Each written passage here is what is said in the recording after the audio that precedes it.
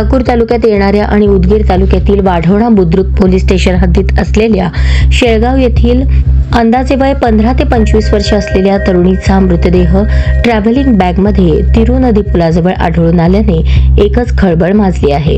मयत तरुणीला येथे कधी आणि कोणी आणून टाकले हे शोधण्याचे आव्हान पोलिसांसमोर उभे ठाकले आहे।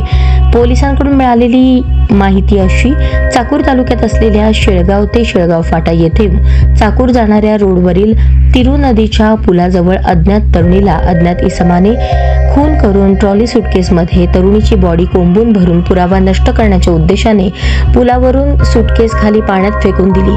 हे समजताच घटनास्थळी वाढवणा येथील सहाय्यक पोलीस निरीक्षक SP गायकवाड आणि पोलीस उपनिरीक्षक प्रवीण हालसे, दळवे पाटील, रंगवाळ हे पथकासह तात्काळ घटनास्थळी दाखल झाले आणि सुटकेस ताब्यात घेतली।